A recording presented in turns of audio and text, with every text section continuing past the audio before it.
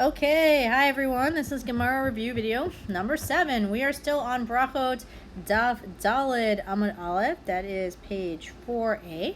And here is the last part of the Gemara. We're going to go right where we stopped last time. We stopped at the Chayav Mita line, which we'll recap in a second. And we're going to go right until the semicolon, right until the 2 dots to finish off this section. Now, the last thing we saw in the Gemara is a very surprising statement in the Berakhot that said, anyone who doesn't listen to the Chachamim is Chayav Mita. Anyone who doesn't listen to the Chachamim's kind of statements, specifically here about Kriyat Shema, is Chayav Mita. Meaning, like, if you don't listen to the Chachamim and say Kriyat Shema by Chatzot and you wait till 2 a.m., you're like, oh, whatever, I'm just going to do it because I know technically I could do it until dawn, you're Chayav Mita. You're deserving of death. Now, I don't think this literally means, like, we're going to execute you. It's clearly not a capital crime. But, this is still a value statement saying that it's pretty serious business to not listen to the Chachamim, to not listen to their laws, even though, again, we know their laws we're less strict about it than a Torah law, right? Going back to our very first unit, we spoke about Safek D'Oraita L'Chumra. If you have a doubt about a Torah command, we're always strict. And a Safek D'Rabbanan L'Kula. If you have a doubt about a rabbinic command, we're lenient, right? We wouldn't go back and repeat it. If you're not sure, if you read Kriyat Shema or if you benched or something like that, it really would hinge on whether or not it's a Torah command or a rabbinic command. That being said, it's still pretty striking that we say for Kriyat Shema, if you don't listen to the rabbis, you're Chayav Mita. So what's up with that? So the Gemara is going to have basically that question.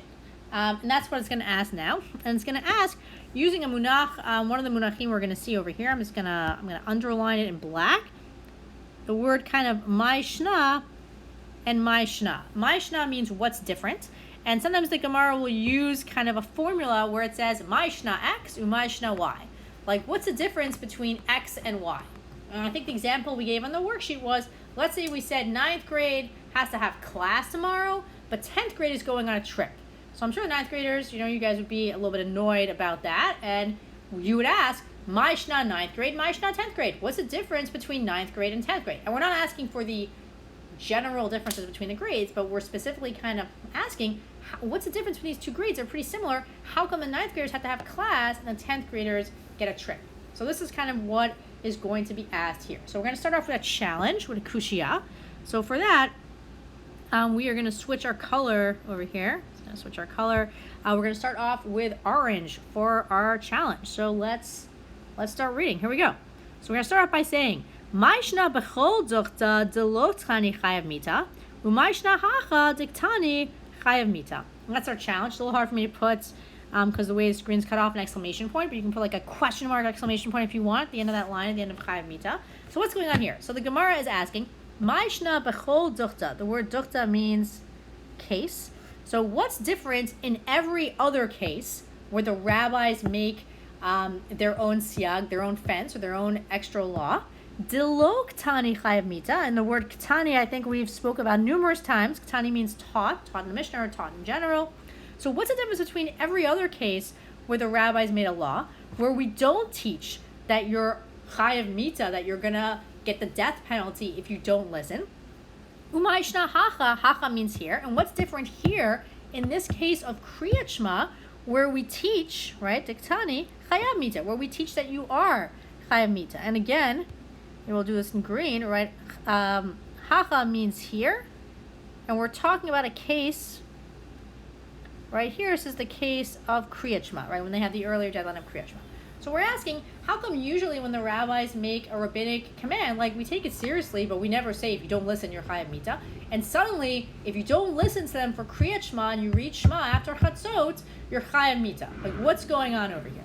So we're going to give 2 answers, and the way we're going to know that there's additional answers being given, we're going to see the munach ibayit ema. Ibayit ema means if you want to say, and then we're going to see it again over here, signaling a second answer, the ibayit ema if you want to say, but it's kind of like shorten the words, right? Put ibayit, then just took the aleph from ema. Okay, so now we're going to have a couple of terutzim, a couple of answers to this challenge, and we're going to highlight this in yellow. So here's our first answer.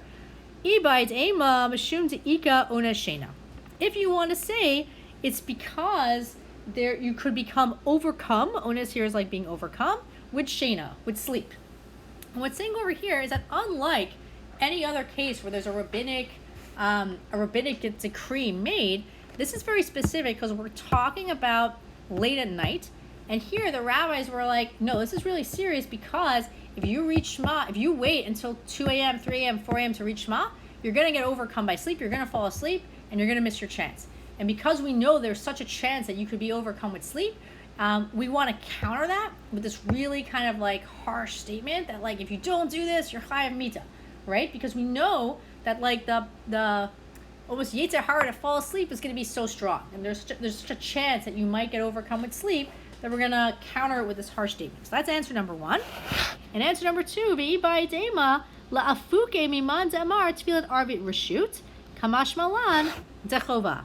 And here, Kuf Me Lamed stands for Ka Mashmalan, which means, just switch the color. It comes to teach us. That comes up kind of all over Gemara. So let's translate the second answer. And if you want to say, Lafuke over here means to exclude. If you want to say it's to exclude those who say Tfilat Arvit Reshut. Is to exclude those who say that davening Mariv, which is when you say Kriyat Shema at night. Remember, we're not talking about Kriyat Shema you say on your bed before you go to sleep. We're talking about Kriyat Shema that you say as part of Tfilat Ma'ariv. It's to exclude those who think that Tfilat Arvit is Reshut. Tfilat Arvit is optional. Kamash Malan, we can even actually put a comma here. This comes to teach us, this statement of, if you don't do this, you're chayav mita, comes to teach us that it's an obligation. This one's a little bit more confusing, but the second answer is basically saying, since there's a school of thought out there that davening Mariv is optional, that really you have to daven Shachrit, you have to daven Mincha, but Mariv is kind of optional, it's not obligatory. The rabbis, or this group of rabbis, right, who felt that that meant people might take, Mariv and reading Kriyat Shema at night a little bit less seriously, they came to say, well, if you don't do this, if you don't read Kriyat Shema earlier, you're going to be chayav mita, because they wanted to kind of knock out that opinion and say, no, it's really not optional. It's really obligatory. You really have to say Mariv, and you better make sure to do it and to say Kriyat Shema early. So because it's a school of thought, it's like, Mariv's just optional, whatever, Kriyat Shema, who cares? They felt they needed to say that really strong line. You could think about it even with, I don't know if this is a good example or not, but even with some of the COVID stringencies, like we're saying at school, like because it's like so serious and the stakes are so high, we're going to be like extra serious about like people having to wear their masks, even though maybe with other rules in school, maybe we weren't always so strict, but like now we're really taking it seriously because like, we want to make sure people take it seriously. So here too, the reason why we want to keep it seriously, the answer number 1 was because we're afraid people are going to fall asleep. And we don't want people to fall asleep. It's very easy to fall asleep, so we're going to say this very harsh line, if you don't do this, you're chayav mita. And the second one is because some people think that Mariv is only optional, and they're not going to take it so seriously. And these rabbis felt, no, Mariv is mandatory, you got to do it. And they had to make this very strong statement. And here, as usual, I'm just going to pause, and you guys can take a screenshot, or you can pause my video to look at it. Just again, the Kushya and the 2 terutzim with an English translation.